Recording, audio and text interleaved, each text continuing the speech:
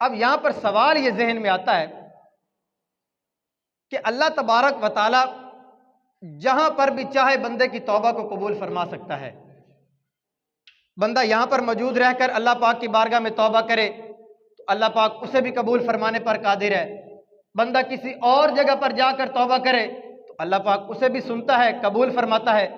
لیکن سوال یہ ہے، اللہ تبارک و تعالیٰ نے بنی اسرائیل کو بیت المقدس میں جا کر، اس بستی میں جا کر خاص کیفیت کے اندر اس بستی کے دروازے سے سجدہ کر کے گزرنے کی حالت میں،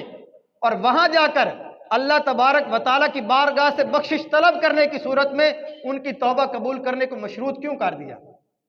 یہ سوال تو ذہن میں آتا ہے نا کہ بنی اسرائیل کی توبہ میدان طیہ میں بھی قبول ہو سکتی تھی، اگر وہاں سے پہلے بھی ان کے گھروں میں بھی قبول ہو جاتی،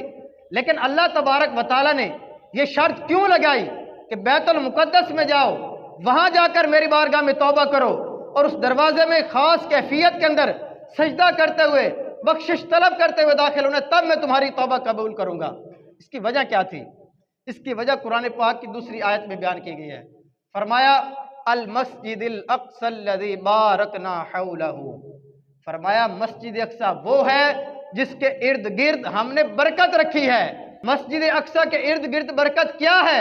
فرمایا مسجد اقصی کے ارد گرد اللہ تبارک و تعالیٰ کے انبیاء اور اولیاء کے مزارات ہیں۔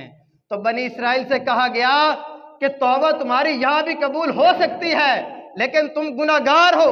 جاؤ مسجد اقصی کے ارد گرد میرے انبیاء کے مزار ہیں، میرے اولیاء کے مزار ہیں، وہاں جا کر میری بارگاہ میں توبہ کرو، وہاں پر میری رحمتوں کی برسات ہر وقت برس رہی ہے، تو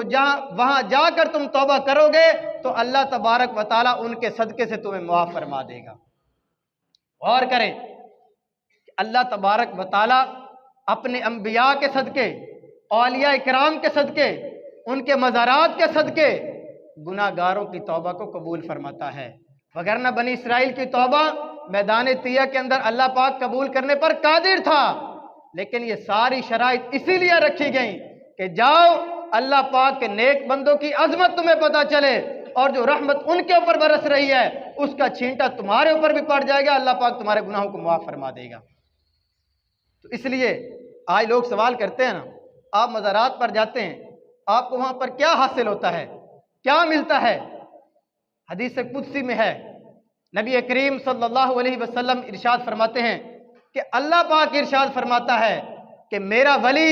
اگر مجھ سے کوئی چیز طلب کرتا ہے، میرا نیک بندہ مجھ سے کوئی چیز مانگتا ہے تو میں ضرور اسے عطا فرماتا ہوں۔ اور اگلے الفاظ میں کیا فرمایا؟ فرمایا اگر وہ کسی چیز سے پناہ مانگتا ہے تو میں رب ہونے کے ناطے اس کو اس چیز سے پناہ عطا فرما دیتا ہوں۔ تو ہم مزارات پر اس لیے جاتے ہیں کہ وہاں پر اللہ پاک کی رحمتوں کا نزول ہوتا ہے، اگر وہاں جا کر ہم ان کے صدقے سے اللہ پاک کی بارگاہ میں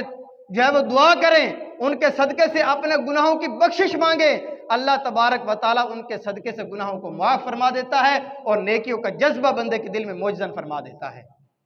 یہ ہے وہاں جانے کی برکت، اور اسی لیے بنی اسرائیل کو بیت المقدس کی بستی میں جانے کا حکم دیا گیا تھا۔